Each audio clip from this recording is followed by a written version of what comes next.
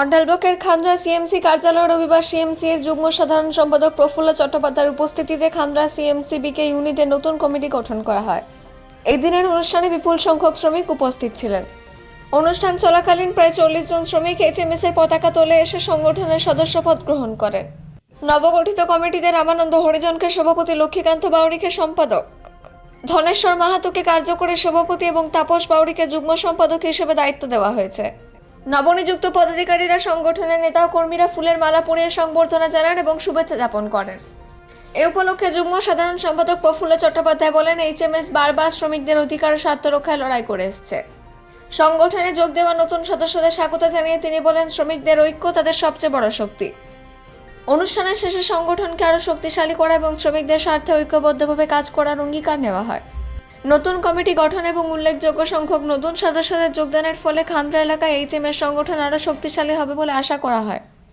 উপস্থিত ছিলেন সিএমসি এর যুগ্ম সাধারণ সম্পাদক প্রফুল্ল চট্টোপাধ্যায়, এরিয়া সম্পাদক মিন্টু বন্দ্যোপাধ্যায় সহ সংগঠনের অন্যান্য সদস্যরা।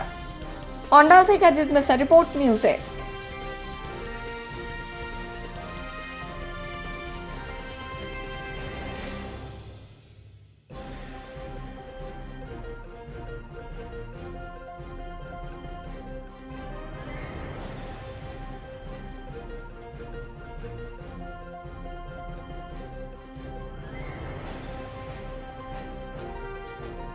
সভা হচ্ছে যে আমাদের এখানে যে ইউনিয়ন ছিল সেই ইউনিয়নে অনেক নতুন পিঢ়ি জয়েন করতে এসেছে, তো তাদেরকে নিয়ে আজকে আমরা বসেছি।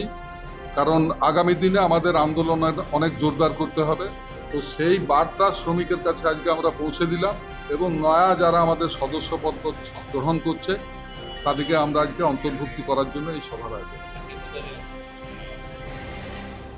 আমাদের যা এখানে সদস্য সংখ্যা ছিল নেওয়ার, আমরা তো জেনারেল মেম্বারের ইয়েটা বলছি না, আজকে আমাদের কাছে যারা মুখ্য আছে ইউনিয়নের সেই রকম ভাবে আমাদের এখানে 40 জনের মতো না জয়েন করবে। আর আগামী দিনে আমরা আশা করছি আমাদের এখানে যে ম্যান পাওয়ার আছে তার 50% ওপর মানুষ আমাদের সঙ্গে কথা বলেছে, তারা আমাদের সদস্যপদ গ্রহণ করবে। এরা আমাদের এখানে হয় কি, অনেকেই তো দিশাহীন ভাবে থাকে, তো আমাদের এখানে মোটামুটি 200+ আমাদের মেম্বার ছিলই, তো সেটা আমরা আশা করছি 400 উপর হয়ে যাবে। मौका का कोई सवाल नहीं है। कहा हम लोग का पैदा हुआ है 48 पर, केकेसी 2011 का बस पैदा हुआ है, तो उन लोग लोकल यूनिट पर जितना है उसका कर रहे थे, उसका पहचान खाली था बंगाल का अंदर। हम लोग का ईसीएल का जो झारखंड में जो तीनों बड़ा प्रोजेक्ट है वहाँ केकेसी का कोई नाम निशान नहीं था। और कोल इंडिया बेस पर जो हम लोग का जेबीसीसीआई सब गठन होता है उस सब में मेंबरशिप का ऊपर गठित होता है। तो हम लोग का 2002 से चेकअप सिस्टम में हम लोग मेंबरशिप करते हैं। भारत सरकार द्वारा जो एलसी द्वारा मेंबरशिप का देते हैं उसमें एचएमएस टॉप में है।